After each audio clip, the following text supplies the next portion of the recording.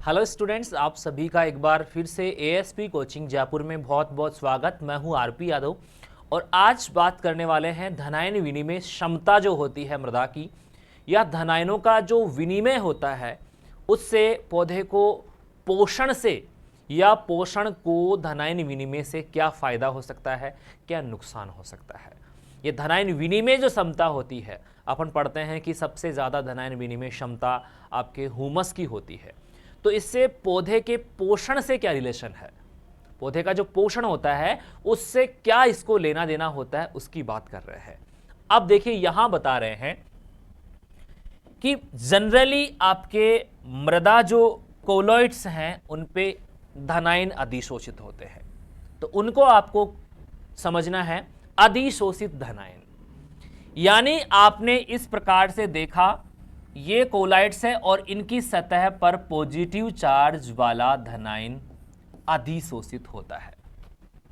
ठीक है, ये आपके कोलाइड मृदा के सॉल्यूशन में, मृदा के घोल में उपस्थित रहते हैं। पौधे और सूक्ष्म जीवों को आसानी से प्राप्त हो जाते हैं। ये आपके अधिशोषित जो आयन है वो पौधे को और आपके जो सूक्ष्म जीव है, मृदा में विभिन्न प्रकार के सूक्ष्म जीव पाए जाते हैं, जिसमें अगर बात कर रहे हैं आपके सबसे ज्यादा होता है आपका जीवाणु। ठीक है, उसके बाद में बात कर रहे हैं एक्टिनोमाइसिटीज।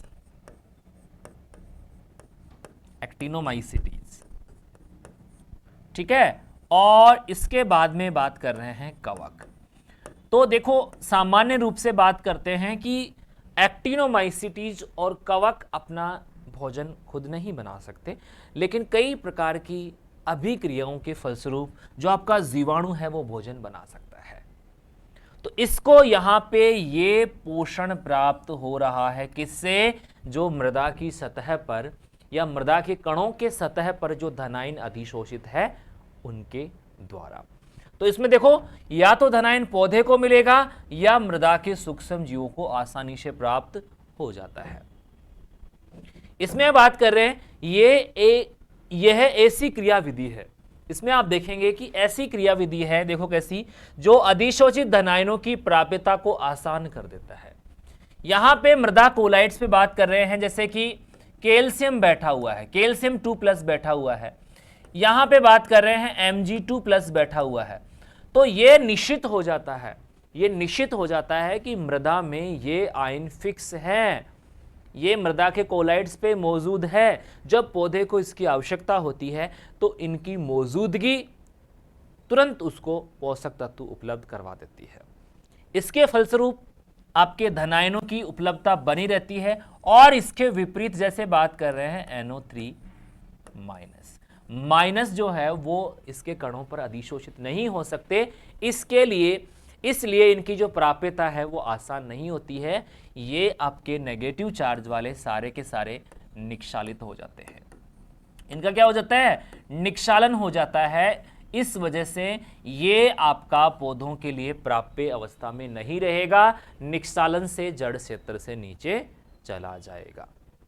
ठीक है, इस संबंध में विनिमय स्पष्ट दो प्रकार से कार्य करता है। देखो क्या कर रहा है, देखो पहले ये पोषक तत्वों को स्वतंत्र करता है।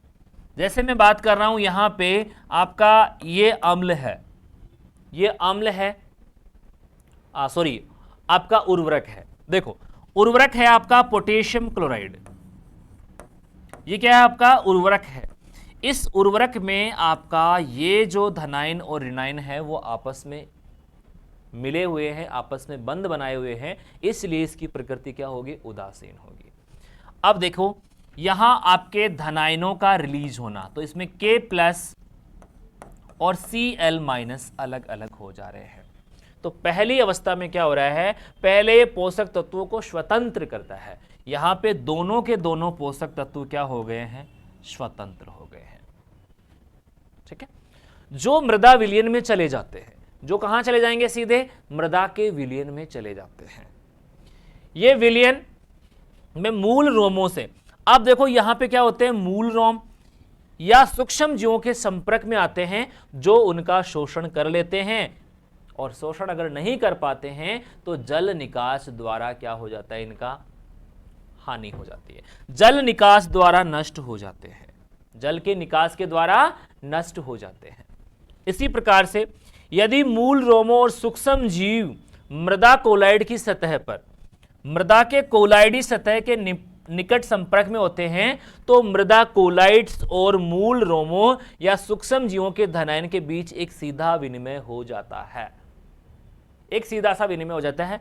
इसमें मूल रोम या सूक्ष्म जीवों के पृष्ठ पर H प्लस आयन और अधिशोषित पोषक धनायन के विनिमय हो जाता है। इससे पोषक तत्वों का जल निकास द्वारा नष्ट होने का भय नहीं होता है। देखिए उसको इस प्रकार से आप समझने की कोशिश करेंगे। यहां पे आपके मृदा घोल में कई प्रकार के कण मौजूद होंगे, ये कई सारे कण हैं। इस पे नेगेटिव चार्ज है, कोई दिक्कत नहीं है, और इस पे क्या है आपका पॉजिटिव चार्ज है, इस पे क्या है पॉजिटिव चार्ज है। देखो इस प्रकार से इस पे पॉजिटिव चार्ज होता है। अब एक तो ये पॉजिटिव चार्ज वाले धनायन है, इनमें से कोई भी हो सकते हैं, जैसे कैल्शियम 2+ है, Mg2+ है, Zn2+ है, सोडियम 1+ है, K+, NH4+, इनमें से कोई भी हो सकता है। अब देखो या तो ये कहां होंगे, इसके कोलाइड्स पे अधिशोषित होंगे, या फिर मृदा के घोल में मौजूद हो सकते हैं। ये मृदा का घोल है, इसमें मौजूद है। देखो ये मृदा का घोल है, इसमें कुछ नेगेटिव चार्ज वाले भी हैं, कुछ पॉजिटिव चार्ज वाले भी होते हैं। ये मान लो ये नेगेटिव चार्ज वाला है, देखो ये पॉजिटिव चार्ज वाला भी मौजूद है, यहां पे नेगेटिव चार्ज वाला भी मौजूद है, और ये तो किसमें है, सारे के सारे मृदा विलयन में, मृदा के विलयन में, ठीक है। और इसी प्रकार से यहां पे बात कर रहे हैं, ये क्या हो गई प्लांट की रूट्स, ये प्लांट की क्या हो गई जड़ें हो गई। अब देखो यहां बात कर रहे हैं कि एक तरफ H+ आयन या Ca+2+ है, Mg2+ है, इनमें से कोई भी आयन यहां पे मृदा विलयन में भी हो सकता है, और दूसरा बात कर रहे हैं इसके सतह पर चिपका हुआ यानी कि अधिशोषित भी हो सकता है। अब देखो जनरली आपका H+ जो है आपके प्लांट की रूट्स के द्वारा रिलीज किया जाता है, प्लांट की रूट्स के द्वारा रिलीज किया जाता है। ये आपके मृदा जो घोल में है इसको पौधे ग्रहण कर लेते हैं, तो यहां पे एक H+ आपका मृदा घोल में रिलीज हो रहा है, दूसरा यहां पे जैसे मान लीजिए ये आपका कैल्शियम है, तो ये कैल्शियम आपके पोषक तत्व के रूप में मृदा में ग्रहण किया जा रहा है, ठीक है। अगर मान लीजिए ये आपका पॉजिटिव चार्ज वाला आयन है, ये यहां मृदा घोल में आता है, तो ये घोल से कहां चला जाता है, इसके कोलाइड्स की सरफेस पे चला जाता है। अगर यही आपका पॉजिटिव ना होकर क्या होता नेगेटिव, ये नेगेटिव रिलीज होता मृदा के घोल में, तो ये जल के साथ कहां चला जाता, अपशालित हो जाता, निक्षालित हो जाता। तो इसमें बात कर रहे हैं कि जो जड़ें होती है पौधे की जड़ें, और दूसरा बात कर रहे हैं मृदा के कोलाइड, मृदा कोलाइड हो सकता है, कोलाइड, मृदा कोलाइड, मृदा के कोलाइड से कहां जा रहा है, ये जड़ों के धनायन के पास, और जड़ों का जो धनायन रिलीज हुआ है वो किस में आ रहा है, मृदा कोलाइड्स में या मृदा विलयन में आ रहा है। तो इस प्रकार से धनायन एक दूसरे की जगह ले लेते हैं। ये बात मैं आपको बताना चाह रहा हूं कि धनायनों का इस प्रकार से स्थानांतरण होना ही धनायन विनिमय कहलाता है, ठीक है। चलिए अब बात करते हैं धनायन विनिमय समता से पोषक तत्वों की प्राप्यता। अब देखो पोषक तत्वों की प्राप्यता होगी या नहीं होगी, ये निर्भर करता है कुछ शर्तों पर। ये जितने भी आपके धनायन हैं ये सारे के सारे पोषक तत्व होते हैं, ये सारे के सारे क्या होते हैं, पोषक तत्व होते हैं। यहां पे आप क्लियरली देख सकते हैं, जैसे बात कर रहे हैं H+, NH4+, ठीक है। इसी प्रकार से बात कर रहे हैं calcium 2+, Zn2+, Mg2+, sodium plus आपका पोटेशियम प्लस, ये सारे के सारे क्या होते हैं? पोषक तत्व। तो धनायनों के विनिमय से पोषक तत्वों की प्राप्यता कैसे बढ़ जाती है? मृदा के घोल में और मृदा के कणों पर अधिशोषित आयन आपके ये निर्धारित करते हैं कि वो मौजूद है, तो पोषक तत्वों की उपलब्धता बढ़ जाएगी।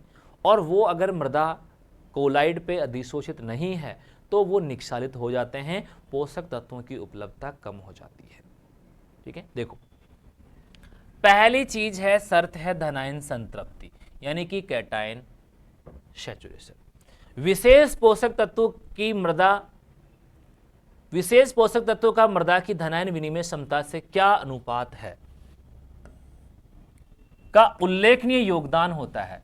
उदाहरण के लिए यदि मृदा की कैल्शियम संतृप्त प्रतिशतता अधिक है तो इसका विस्थापन तुलनात्मक आसान और शीघ्र होगा। यानी कि यहां बात कर रहे हैं कि जो आपका धनायन है उसकी संतृप्ति है। संतृप्ति का मतलब होता है कि पूर्ण रूप से कैल्शियम या कोई और धनायन मौजूद है तो उसको विस्थापित करना, उसको रिप्लेस करना आसान होगा। ठीक है, तो इसमें दे रखा है कि यदि मृदा की कैल्शियम संतृप्त प्रतिशतता अधिक है तो इसका विस्थापन तुलनात्मक आसान और शीघ्र होगा। इसको दूसरे धनायन से आप प्रतिस्थापित करने में सक्षम हो सकेंगे, और वो भी शीघ्र रूप से। वो भी किस रूप से? शीघ्र रूप से हो सकते हैं। दूसरा बात कर रहे हैं संगुणित आयनों का प्रभाव। देखो संगुणित आयनों का किस प्रकार से प्रभाव पड़ता है। एक धनायन के पास जो दूसरे धनायन संगुणित होते हैं, वे पौधों के लिए पोषक तत्वों की प्राप्यता को प्रभावित करते हैं। ठीक है, उदाहरण के लिए कैल्शियम के आधिक्य से पोटेशियम की प्राप्यता कम हो जाती है। यानी कि अगर कैल्शियम ज्यादा है तो पोटेशियम जो है उसकी उपलब्धता कम हो जाती है। तो आपके संगुणित आयन जो है वो एक दूसरे को प्रभावित करते हैं। यानी एक धनायन के पास जो दूसरे धनायन संगुणित होते हैं वे पोषक तत्वों की प्राप्यता में बाधा उत्पन्न करते हैं।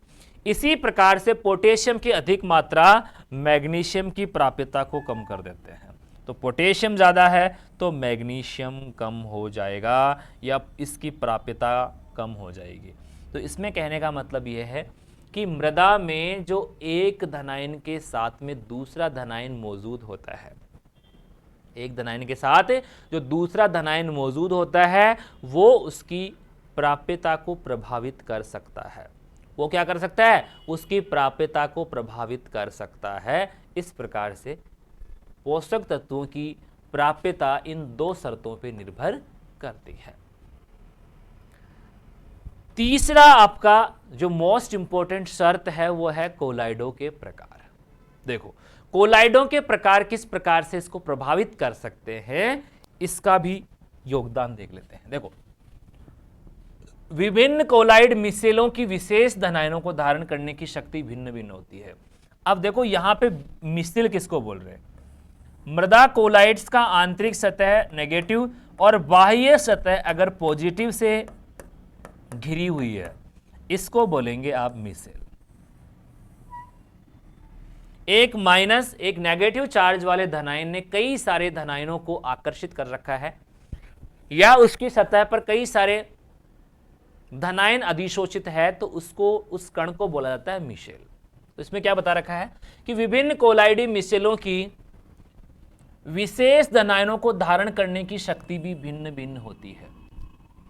जैसे कि मोंट मोलोनाइट में केओलिनाइट की अपेक्षा ये अलग अलग जो कोलाइडी कण हैं उनकी अलग अलग प्रकृति को बता रहा है। कि कई आपके कण जो है वो विशेष धनायनों को ही आकर्षित कर सकते हैं। जैसे आप कंपेयर कर रहे हैं कि मोंट मोलनाइट है और दूसरी तरफ है केओलनाइट, तो केओलनाइट की अपेक्षा कैल्शियम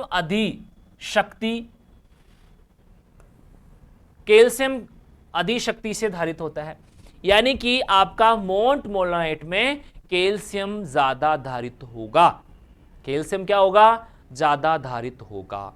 तो यहां पे क्या हो गया कि एक तरफ आपका जो कोलाइड है वो केओलिनाइट है और दूसरी तरफ क्या है आपका मोंट मोलनाइट। तो कोलाइडों की जो प्रकृति है या कोलाइडों के जो प्रकार है, इस पे भी धनायनों की धारण क्षमता डिपेंड करती है। नेक्स्ट है, इसलिए मोंट मोलनाइट से कैल्शियम प्राप्त करने के लिए उसमें चूना मिलाकर, उसमें क्या करते हैं? चूना मिलाकर कम से कम उसकी बेस संतृप्ति को 70 कर लेनी चाहिए। यहां पे बेस का मतलब क्या है? देखो, बेस का मतलब है क्षार, तो उसकी क्षार संतृप्ति को कितना कर लेना चाहिए? 70% कर लेना चाहिए। दूसरी ओर केओलनाइट में कम प्रतिशत बेस, दूसरी तरफ क्या कर रहे हैं कि केओलनाइट इससे कम कैल्शियम प्रतिशत बेस पर ही स्वतंत्र कर देती है, यानी कि कैल्शियम को कम बेस संतृप्ति पर ही स्वतंत्र कर देती है। तो पोषक तत्वों की जो प्राप्यता है वो जो कोलाइडो के प्रकार है उस पर भी निर्भर करती है। कोलाइडो के प्रकार पर भी निर्भर करती है। जिस प्रकार का कोलाइड होगा उसी प्रकार के गुण उसमें देखने को मिल सकते हैं। किसी के ज़्यादा बेस रिलीज करने की कैपेसिटी होती है तो किसी में कम आपके रिलीज होते हैं। ठीक है, चलिए नेक्स्ट बात कर रहे हैं धनायन विनिमय क्षमता और मृदा उर्वरता। देखिए मृदा उर्वरता क्या होती है, सबसे पहले बात करते हैं इसकी। यहां पे एक शब्द आया है उर्वरता। देखिए अभी तक आपने जाना नहीं है, धनायन विनिमय क्षमता आप समझ चुके हैं कि जो धनायनों को अधिशोषित करने की क्षमता होती है उसको CEC धनायन विनिमय क्षमता बोल रहे हैं। इसका संबंध मृदा उर्वरता से किस प्रकार से है? अब देखो, ये आप सिंपल वर्ड में बोल सकते हैं पोषक तत्व उपलब्ध करवाने की क्षमता। पोषक तत्व उपलब्ध करवाने की क्षमता, उपलब्ध करवाने की क्षमता। ठीक है, अब देखिए सिंपली यहां पे बताया कि मृदा की उर्वरता क्या है? पोषक तत्व उपलब्ध करवाने की क्षमता। दूसरी चीज बात करें कि यहां पे धनायन ही क्या होते हैं? कई पोषक तत्वों का कार्य करते हैं, कई पोषक तत्वों का कार्य करते हैं। तो अगर धनायन ज्यादा मौजूद होंगे, धनायन ज्यादा मौजूद होंगे, उनकी मौजूदगी ज्यादा होंगी, तो वो आपके पोषक तत्वों के रूप में प्रयोग किए जा सकेंगे, पोषक तत्वों के रूप में प्रयोग किए जा सकेंगे। तो यहां पे धनायन विनिमय क्षमता बढ़ने से उर्वर क्षमता या मृदा की उर्वरता भी बढ़ जाएगी। पोषक तत्व ज्यादा है, उपलब्ध ज्यादा है, पौधे ग्रहण भी ज्यादा करेंगे, और ज्यादा ग्रहण करेंगे तो यहां पे उस मृदा में आपका उर्वर क्षमता यानी कि पोषक तत्व प्रदान करने की क्षमता बोल सकते हैं या उपलब्ध करवाने की क्षमता बोल सकते हैं, वो ज्यादा होगी। देखो, संपूर्ण कृषि क्षेत्र में प्रकाश संश्लेषण के पश्चात धनायन विनिमय क्षमता सबसे महत्वपूर्ण होती है। देखो, आपका प्रकाश संश्लेषण जो होता है, प्रकाश संश्लेषण में आपका CO2 और H2O, ये पर्णहरित में और प्रकाश की उपस्थिति में, यहां पे क्या होगा? प्रकाश, और यहां पे क्या बनेगा? भोजन। यानी कि भोजन बनाने की जो क्रिया है,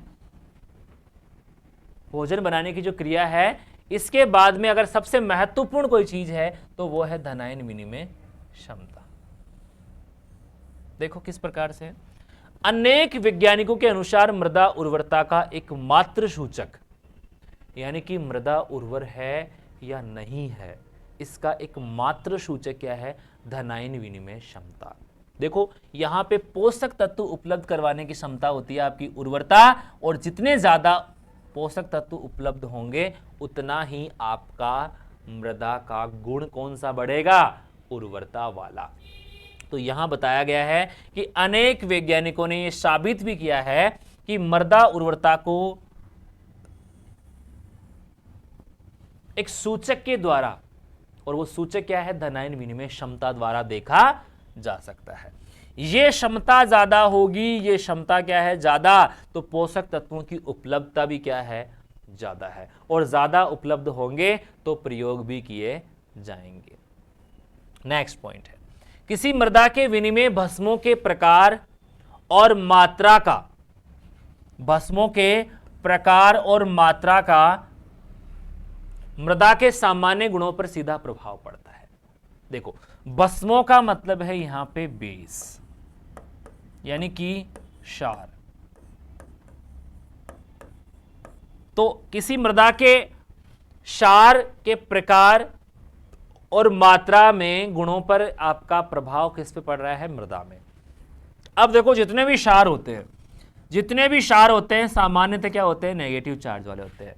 तो इसकी मात्रा और इसके जो प्रकार है उसका प्रभाव सीधा आपके मृदा पे पड़ रहा है, मृदा के सामान्य गुणों पर पड़ता है। उच्च कैल्शियम बेस संतृप्ति वाली मृदाएं, अगर यहां पे कैल्शियम ज्यादा है, उच्च कैल्शियम बेस संतृप्ति वाली मृदाएं सबसे संतोषजनक भौतिक और पोषक तत्वों की स्थिति में होता है, और पोषक तत्वों की स्थिति में होता है। यानी कि किसी मृदा में अगर कैल्शियम ज्यादा है, कैल्शियम ज्यादा है, तो उस मृदा की भौतिक दशा क्या होगी, अच्छी होगी, भौतिक और पोषक तत्वों की स्थिति भी क्या होगी, अच्छी होगी। लेकिन कैल्शियम प्रधान मृदाएं सैरंध्री और दानेदार संरचना वाली होती है। दूसरी बात कर रहे हैं कि कैल्शियम प्रधान मृदाएं कैसी होगी, सैरंध्री, सैरंध्री यानी कि इसमें क्या होंगे, पोर स्पेस, आपके रंध्र अवकाश क्या होंगे, ज्यादा होंगे, रंध्र क्या होंगे, ज्यादा होंगे। और दानेदार संरचना वाली होगी, यानी कि मृदा की संरचना कौन सी होगी, क्रुंबी, क्योंकि दानेदार के साथ में अगर रंध्र ज्यादा है तो उसको बोलते हैं क्रुंबी। दानेदार संरचना के साथ में अगर रंध्रों की संख्या ज्यादा है तो उसको आप क्रुंबी बोलते हैं। और यह संरचना आपकी फसल उत्पादन के लिए सर्वोत्तम मानी जाती है। ये क्या होगी, सर्वोत्तम होती है, ये ध्यान रखना। नेक्स्ट है कैल्शियम प्रधान क्ले में वातन। अब देखो ये वातन यानी कि वायु का आदान प्रदान अच्छा होगा, जल निकास अच्छा होगा, जल निकास क्या होगा, अच्छा होगा, जिसके फलस्वरूप अधिक क्ले अंश के कारण होने वाले प्रतिकूल प्रभाव कम हो जाएंगे। अधिक क्ले अंश होने के कारण प्रतिकूल प्रभाव भी क्या हो जाएंगे, कम हो जाएंगे। बेस असंतृप्त मृदाएं, यानी कि देखो ये कौन सी मृदाएं हो गई, बेस असंतृप्त मृदाओं का दूसरा नाम है, देखो यहां पे मैं लिख देता हूं, बेस असंतृप्त मृदाएं जो होती है वो होती है अम्लीय। बेस असंतृप्त मृदाओं में विनिमय हाइड्रोजन, इसमें क्या पाया जाएगा, हाइड्रोजन होगा। दूसरा क्या होगा, एल्यूमिनियम। हाइड्रोजन तथा एल्यूमिनियम के कारण अम्लता अधिक होगी, इसमें क्या होगा, अम्लता अधिक होगी। और अम्लीय माध्यम में पोषक तत्वों की उपलब्धता कम होती है, अम्लीय माध्यम में पोषक तत्वों की उपलब्धता कम होती है। आप बोलोगे क्यों, क्योंकि अधिकतर आपके जो अम्लीय मृदाएं हैं इनका पीएच 7 से कम होगा, 7 से कम हो जाएगा।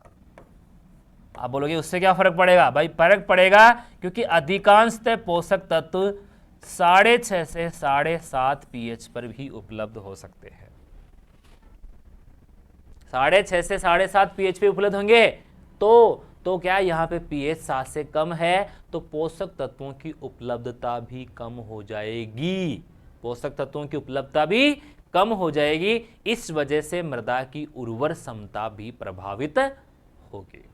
ठीक है, तो ये आपके उर्वरता पे प्रभाव पड़ता है। चलिए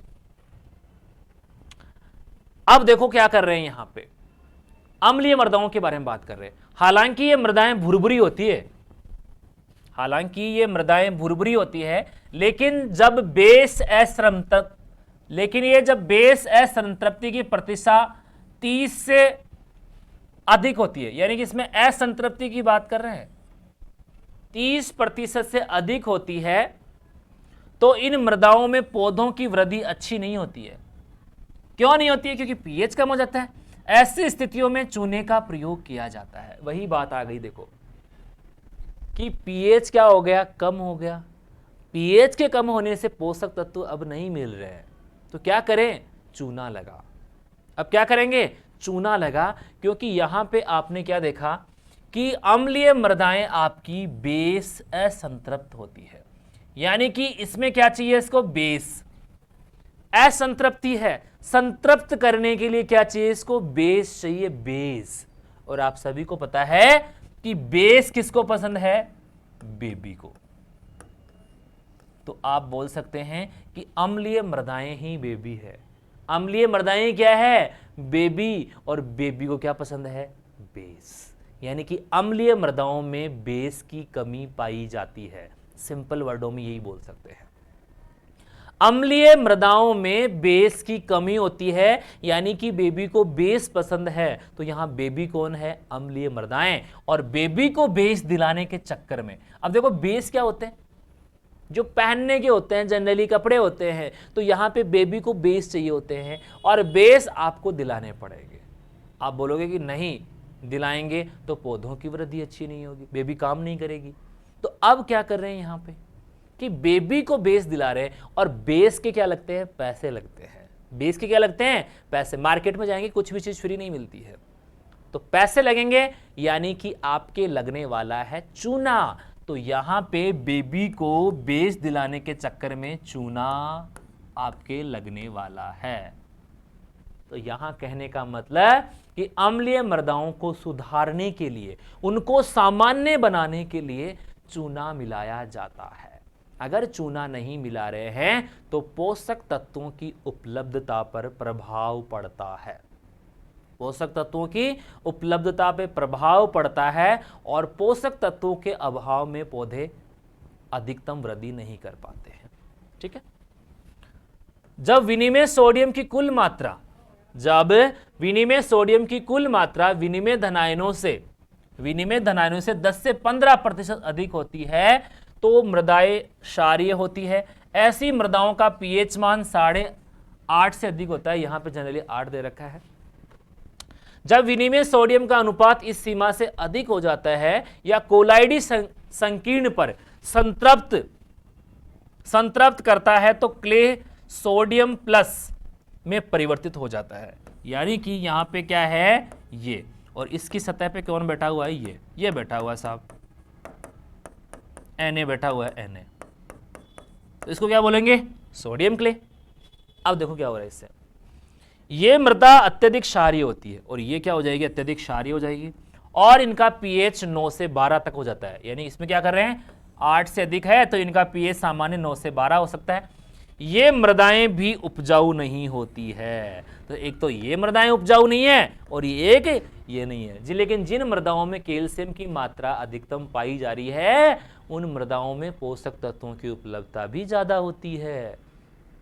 ठीक है। सभी सामान्य उपजाऊ मृदाओं में कुल विनिमय भस्में, जिसमें कैल्शियम, मैग्नीशियम, पोटेशियम, सोडियम की मात्रा CEC का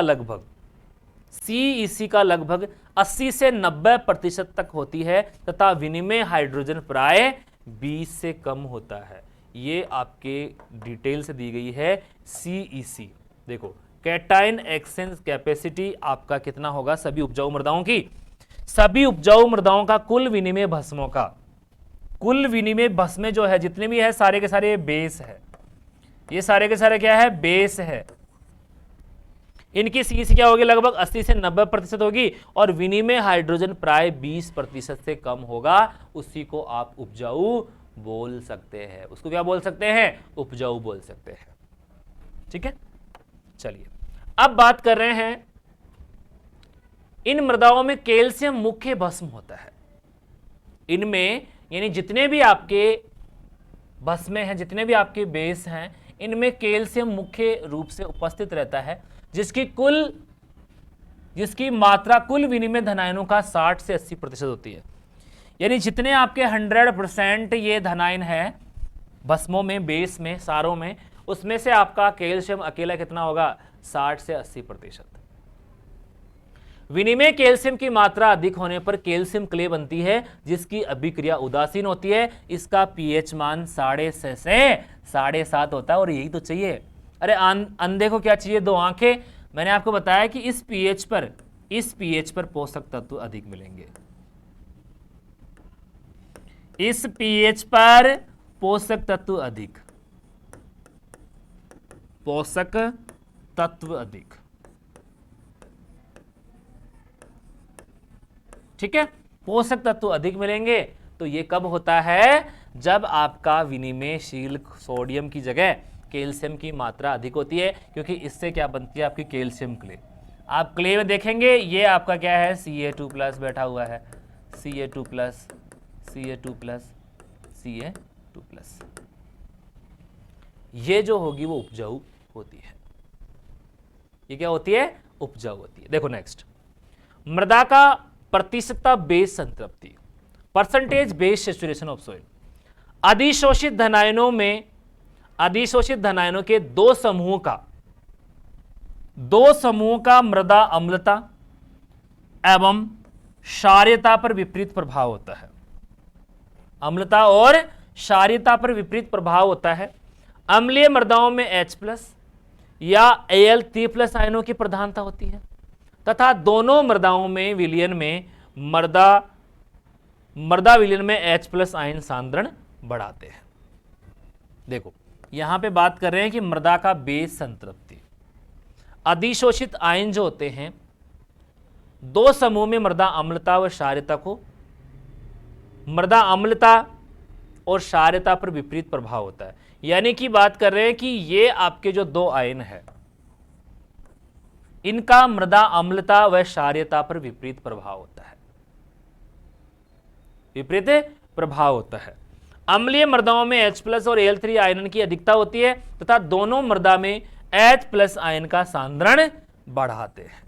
यानी कि ये किसका बढ़ा रहे हैं? H+ का सांद्रण बढ़ा रहे हैं, जिससे मृदाएं कैसी हो जाएगी? अम्लीय मृदाओं का निर्माण हो जाता है। अम्लीय मृदाओं का क्या हो जाएगा? निर्माण हो जाएगा। देखो, अधिशोषित हाइड्रोजन प्रत्येक रूप से मृदा विलयन में H+ आयन के सांद्रण में वृद्धि करते हैं, जबकि Al3+ आयन ऐसा आयन है जो अप्रत्यक्ष रूप से जल विश्लेषण द्वारा करते हैं। देखो यहां पे क्या हो रहा है? Al3+ मौजूद है, H2O के साथ मिलकर क्या बना रहा है? एल्यूमिनियम हाइड्रोक्साइड बना रहा है, और ये रिलीज क्या कर रहा है? H+।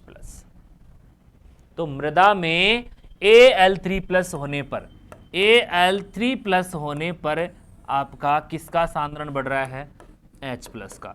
और यहां पे आपने pH मीटर, जो नेक्स्ट चैप्टर में पढ़ेंगे, pH मीटर जो होता है वो ये बताता है कि मृदा में आपका एक बिंदु ऐसा होता है जिस पे pH क्या होगा उसको देखते हैं। pH का रेंज होता है 0 से लेके 14 तक। आपके H+ और OH- से pH परिवर्तित होगा। H+ और OH- को बताने का काम कौन करता है? pH meter. अब देखो, एक पॉइंट ऐसा होता है जिसमें H+ जितना है उतना ही आपका क्या है? OH-, और ये होता है 7। ये कितना होता है? 7। अब देखो, H+ अगर बढ़ रहा है तो pH कम हो जाएगा, और OH- अगर बढ़ रहा है तो pH बढ़ जाएगा। तो यहां किसकी बात चल रही है कि H+ आयन जैसे जैसे बढ़ रहा है। अब देखो इस प्रोसेस से क्या रिलीज हुआ है? H+।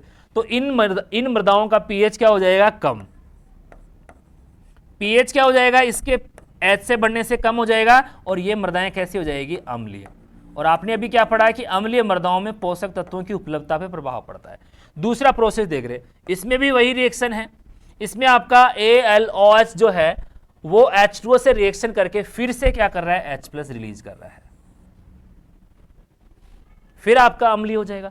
इसी प्रकार से बात कर रहे हैं, ये जो आपका बना है ये H2O से रिएक्शन करके फिर आपका H प्लस रिएक्शन रिलीज कर रहा है, तो यहां पे कह सकते हैं कि H प्लस जो है वो अधिशोषित हाइड्रोजन प्रत्येक रूप से, जैसे यहां पे प्रत्यक्ष रूप से H प्लस है, या मृदा विलयन में H प्लस आयन के सांद्रण में वृद्धि करता है, जबकि Al3 प्लस आयन एक अप्रत्यक्ष रूप से जल विश्लेषण द्वारा इसको उत्पन्न करते हैं H प्लस को, जिसके फलस्वरूप मृदा अम्लता में बढ़ोतरी होती है। नेक्स्ट बात कर रहे हैं, देखो अधिकांश अन्य धनायन जिन्हें विनिमय भस्म कहते हैं मृदा को क्षारीय बनाते हैं। मृदा को क्या बनाते हैं? क्षारीय बनाते हैं। देखो कोलाइडी संकीर्ण पर अधिशोषित, कोलाइडी संकीर्ण पर अधिशोषित विनिमय भस्मों की प्रतिशत मात्रा ही बेस संतृप्ति कहते हैं। इसको क्या कहते हैं? बेस, बेबी कहते हैं इसको, बेबी को पसंद है वो कहते हैं बेस। देखो कि कोलाइडी कणों पर जो अधिशोषित आयन है, ये अधिशोषित आयन जिनकी प्रकृति क्या है? ये बस में है, यानी कि बेस है। आपका H प्लस और Al3 प्लस ये तो क्या होते हैं? अम्ल होते हैं। और बाकी सारे ये बच गए, देखो कौन कौन से हो गए? कैल्शियम, मैग्नीशियम, पोटेशियम और सोडियम, ये सारे के सारे क्या होते हैं? भस्म यानी कि बेस होते हैं। अब देखिएगा जितने आयन यहां पे मौजूद है उनकी प्रतिशत मात्रा को क्या बोल रहे हैं? बेस संतृप्ति। बेस संतृप्ति कुल विनिमय भस्म कैल्शियम, मैग्नीशियम, पोटेशियम, सोडियम जिन्हें अधिशोषित कुल धनायनों या धनायन विनिमय क्षमता के प्रतिशत रूप में व्यक्त करते हैं, प्रतिशत कहलाती है। यह प्रतिशत बेस संतृप्ति धनायन विनिमय क्षमता का वह प्रतिशत है। ये बेस संतृप्ति किसका प्रतिशत है? उस क्षमता का प्रतिशत है जो कोलाइडी संकीर्ण पर विनिमय भस्मों से संतृप्त होती है। बेस संतृप्ति का निम्न प्रकार के सूत्र से गणना कर सकते हैं। देखो बेस संतृप्ति बराबर कुल विनिमयशील भस्में सेंटीमोल प्रति किलोग्राम अपॉन धनायन विनिमय क्षमता, जो कुल है उसका, जो कुल धनायन है उसका, और आपके जो कुल भस्म धनायन है, यहां पे देखो क्या है? धनायन विनिमय क्षमता, मृदा की कुल धनायन विनिमय क्षमता, और यहां पे भस्मों में आपको क्या आ रहे हैं? कैल्शियम, मैग्नीशियम, पोटेशियम और सोडियम, इनकी मात्रा और मृदा की कुल धनायन क्षमता, कुल धनायन विनिमय क्षमता, इन दोनों का जो अनुपात होता है उसको बोलते हैं बेस संतृप्ति प्रतिशत। बेस संतृप्ति प्रतिशत यानी कुल धनायन जो है, कुल धनायन जो है इसमें से आपके इनकी कुल मात्रा को निकाल दो, इनकी कुल मात्रा से उसको डिवाइड कर दो, वो बच गई। वो कौन सी बच गई? आपकी बेस संतृप्ति। ठीक है, अब बात कर रहे हैं, देखो इसके सूत्र में दे रखा है यहां पे V बराबर 100 ST। यहां V बेस संतृप्ति, S का मतलब है कुल विनिमयशील भस्में और T का मतलब है CEC प्रतिशत। CEC या कुल विनिमय भस्मों में अंतर T माइनस S संतृप्ति की सीमा या मृदा में उपस्थित विनिमय हाइड्रोजन की मात्रा को प्रदर्शित करते हैं। अगर किसी मृदा में प्रतिशत बेस संतृप्ति 80 है तो इसका अभिप्राय है कि उसकी CEC का 4/5 भाग भस्मों से तथा 1/5 भाग H प्लस और Al3 प्लस आयनों से संतृप्त है। यानी कि ये तो आपके क्या हो गए? अम्ल, और बाकी जो बच गए वो सारे के सारे क्या हो गए? बेस। प्रतिशत भस्म संतृप्ति का pH से गहरा संबंध है। इस प्रतिशतता के अधिक होने पर मृदा pH अधिक हो जाता है। अगर ये भस्म संतृप्ति ज्यादा है, कैल्शियम, मैग्नीशियम और सोडियम बढ़ रहा है, तो pH भी क्या हो जाएगा? बढ़ जाएगा। विनिमय प्रकार की मृदाओं में भस्म संतृप्ति भिन्न भिन्न हो सकती है, इसमें अलग अलग प्रकार की कंडीशन हो सकती है। नेक्स्ट है उष्ण प्रदेशों में, उष्ण प्रदेशों की मृदा में कोलाइडी संकीर्ण पर भास्मिक धनायन अधिक होते हैं। भास्मिक धनायन अधिक वर्षा के कारण नीचे की ओर चला जाता है, जिसकी कोलाइडी पर सतह पर H+ आयन अधिशोषित हो जाते हैं, इस मृदाओं का पीएच मान कम हो जाता है, यानी कि ये किस में है, उष्ण प्रदेशों में। कौन सी मृदाएं बनेगी, अम्लीय। अम्लीय मृदा बनने का कारण है अधिक वर्षा। देखो अधिक वर्षा से क्या हो रहा है कि आपके जो धनायन है, कैल्शियम मैग्नीशियम जो है, वो सारे के सारे अधिक धनायन अधिक वर्षा के कारण नीचे चले जाएंगे। शुष्क प्रदेशों में मृदाओं में कोलाइडी संकीर्ण पर भास्मिक आयन संतृप्त होता है, इसमें क्या होता है, भस्म होती है, इस कारण इनका पीएच अधिक होता है। वे मृदाएं जिनके कोलाइडी संकीर्ण पर कैल्शियम आयन परिपूर्ण होते हैं, भस्म संतृप्त मृदा कहलाती है, यह कृषि के लिए उपयुक्त होती है। यानी जिन मृदाओं में कैल्शियम पाया जाएगा उनकी प्रकृति आपके फसल उत्पादन के अनुरूप अनुकूल होगी। जब इस संतृप्त मात्रा में कमी आ जाती है तो मृदा को भस्म असंतृप्त मृदा कहते हैं, यानी कि ये कैसी हो जाएगी, अम्लीय हो जाएगी। कैल्शियम की मात्रा कम तो मृदाएं हो जाएगी अम्लीय, और अम्लीय माध्यम में आप चूना मिलाकर इनका पीएच बैलेंस करते हैं। और इस प्रकार से यहां पे आपका लास्ट पॉइंट जो है वो देखते हैं कि आयन विनिमय का क्या महत्व होता है। देखो पौधों को पोषक तत्व जैसे कैल्शियम, देखो जितने भी आपके पॉजिटिव चार्ज वाले हैं, जैसे बात कर रहे हैं Ca2+, Mg2+, पोटेशियम K+, और यहां पे फॉस्फोरस आदि की प्राप्तता, देखो ये होता है आपका H2PO4-। तो यहां पे क्या पढ़ रहे हैं, आयन विनिमय, यहां पे धनायन विनिमय नहीं पढ़ रहे हैं। तो याद रखिएगा कि ये आपका H2PO4 या HPO4-2 एवं अप्राप्यता को प्रभाव करता है। देखो पौधों को पोषक तत्व जैसे कैल्शियम, मैग्नीशियम, पोटेशियम तथा फॉस्फोरस आदि की प्राप्यता और अप्राप्यता को प्रभावित करता है। अगर किसी मृदा में धनायन विनिमय क्षमता अधिक है, किसी मृदा में धनायनों की विनिमय क्षमता अधिक है, तो वो आपका पोषक तत्वों का भंडार रहेगी और पोषक तत्व उसको ज़्यादा मिल जाएंगे। पौधे के लिए पोषक तत्वों की उपलब्धता ही उसका वृद्धि करने के लिए स्रोत है। ये कोलाइडी क्ले पर उपयुक्त प्रकार के